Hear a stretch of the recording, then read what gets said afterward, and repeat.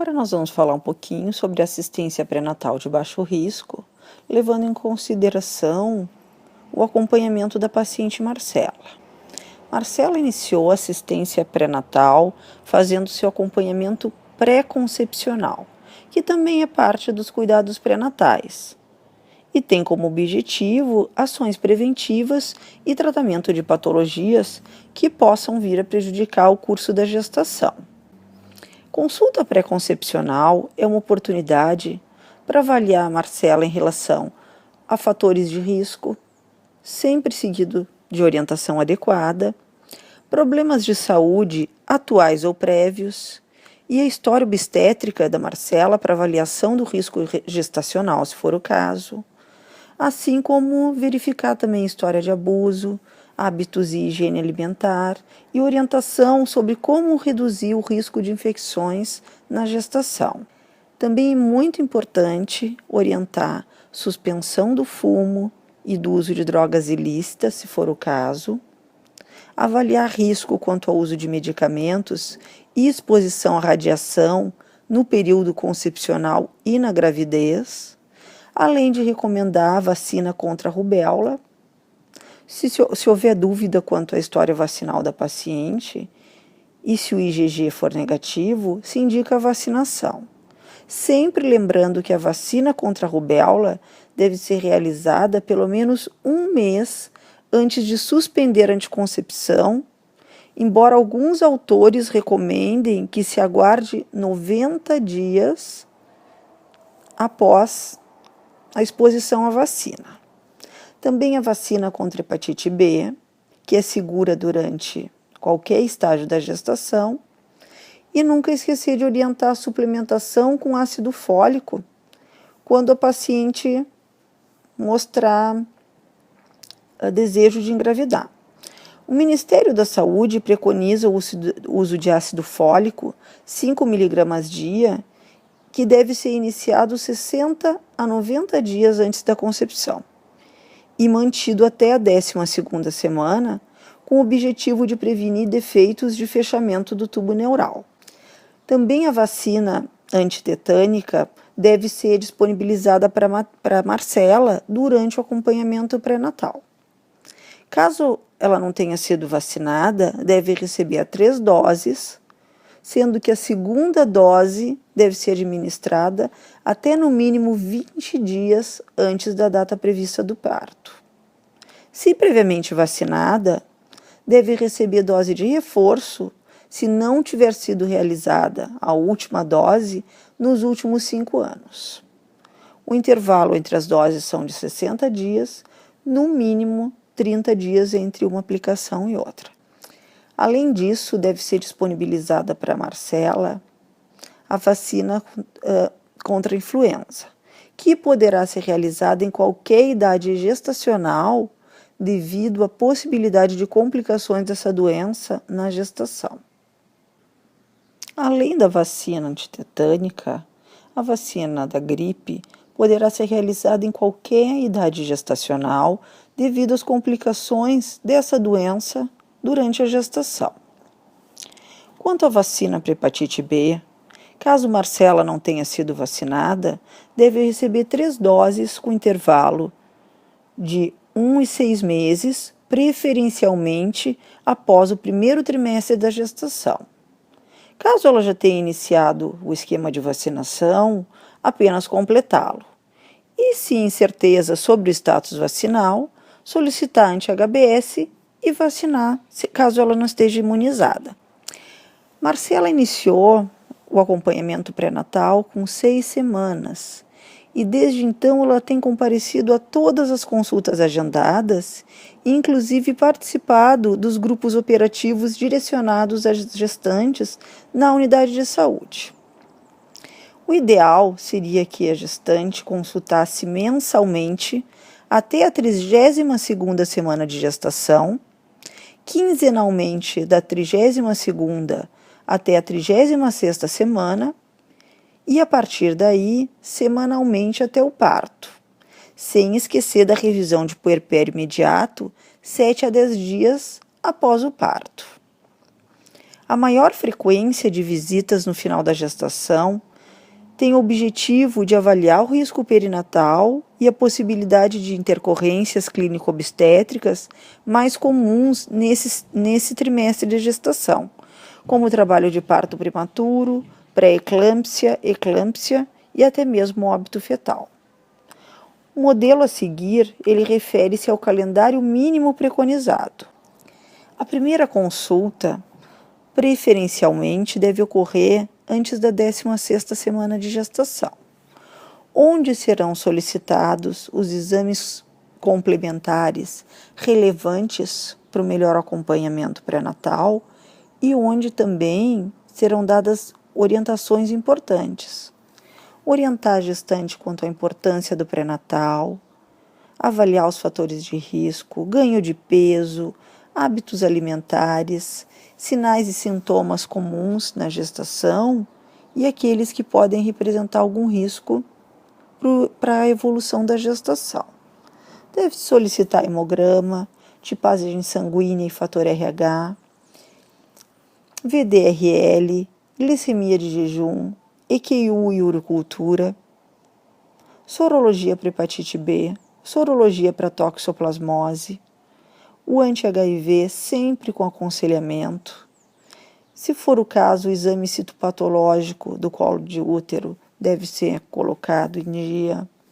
Eletroforese de hemoglobina, caso a gestante seja negra, tiver antecedentes familiares de anemia falciforme ou se ela apresentar história de anemia crônica. Se tiver indicação clínica, a paciente também deve realizar exame da secreção vaginal e parasitológico de fezes. Já a segunda consulta pré-natal deve ser realizada entre 16 e 26 semanas de gestação. Nessa consulta, deve ser avaliada a existência de sinais e de sintomas de risco e avaliação dos exames laboratoriais solicitados na consulta anterior. Deve-se realizar e registrar o exame obstétrico, avaliar número de fetos, fazer palpação abdominal, avaliar os batimentos cardiofetais e movimentação fetal, avaliar e registrar o desenvolvimento fetal através da altura uterina, que deve ser colocada no gráfico, e avaliar e registrar a vitalidade fetal. Iniciar a suplementação de ferro profilático ou terapêutico e solicitar o teste de tolerância à glicose, caso glicemia acima de 85 ou se houver algum fator de risco. Esse exame deve ser solicitado preferencialmente entre 24ª e 28ª semana de gestação. Solicitar cumbis indireto a partir de 24 semanas, se RH negativo. Quanto à realização de ecografia obstétrica, algumas orientações devem ser dadas à Marcela, que na rotina do acompanhamento pré-natal de baixo risco, a ultrassonografia é opcional. Poderá ser solicitada quando há impossibilidade de determinação da idade gestacional correta e também na presença de intercorrências clínicas ou obstétricas, assim como também para detecção precoce de gestações múltiplas e retardo de crescimento intrauterino. Sua realização também poderá detectar malformações fetais não suspeitadas. Na ausência de indicações específicas, o ideal seria a realização da ecografia obstétrica entre 16 e 20 semanas de gestação, quando essas malformações fetais podem ser detectadas e também podemos calcular a idade gestacional. A terceira consulta deveria ocorrer em torno de 27 e 32 semanas de gestação, onde seria possível avaliar a existência de sinais e sintomas de risco, principalmente a medida da pressão arterial da gestante, e realizar e registrar o exame obstétrico, altura uterina, batimentos cardiofetais, movimentação fetal, palpação abdominal e observar consistência, apagamento e dilatação do colo uterino. Além disso, devem ser solicitados os seguintes exames complementares: hemograma, com bis indireto, se RH negativo, VDRL e anti-HIV, equiurocultura, HBsAg, sorologia para toxoplasmose também deve ser lembrada se o primeiro IgG for negativo. A quarta consulta, entre a 33ª e 37ª semana de gestação, devemos realizar o exame obstétrico como na consulta anterior. Avaliar os exames complementares referidos na consulta anterior e solicitá-los caso não tenham sido realizados. Verificar a situação e apresentação fetal, sem esquecer o controle rigoroso da pressão arterial, assim como a bacterioscopia de secreção vaginal. Não esquecer de orientações importantes sobre a ocorrência de sangramentos, orientar sobre rompimento da bolsa, movimentação fetal normal, trabalho de parto e começar a preparar para a chegada do bebê na família. A quinta e sexta consulta do pré-natal deve ocorrer entre 38 e 42 semanas de gestação, sempre avaliando a existência de sinais ou sintomas de risco, realizar e registrar o exame obstétrico completo, verificar a situação e apresentação fetal, fazer a palpação abdominal, avaliar batimentos cardiofetais, movimentação fetal, altura uterina, observar consistência, apagamento e dilatação do colo uterino.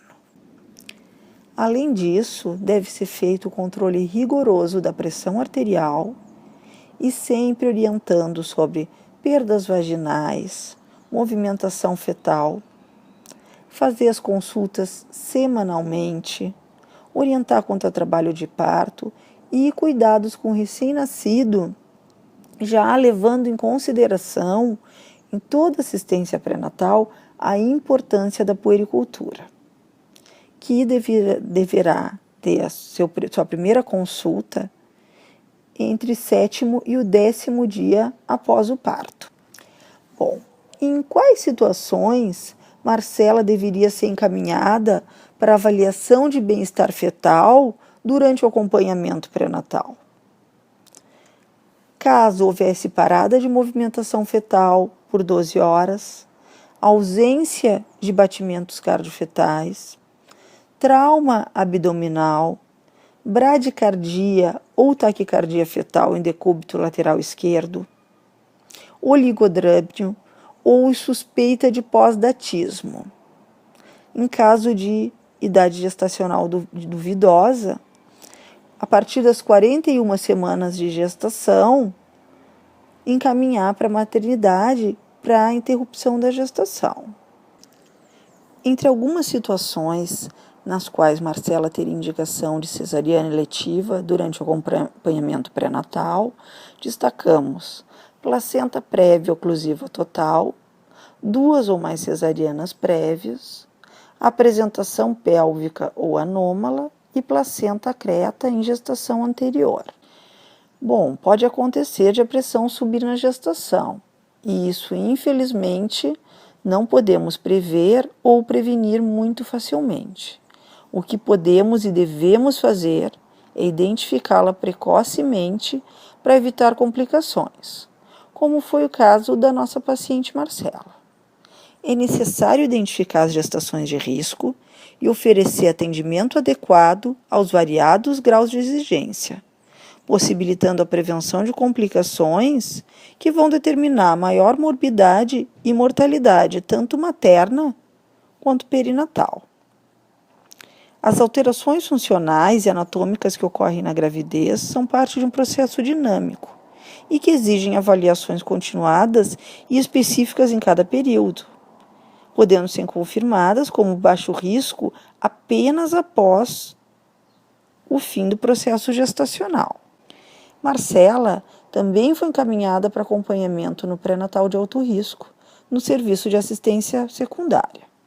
E os casos que demandam a utilização de tecnologias não disponíveis na atenção primária ou conhecimento e área específica devem sim ser referenciados, devendo o médico de família continuar também o acompanhamento da paciente.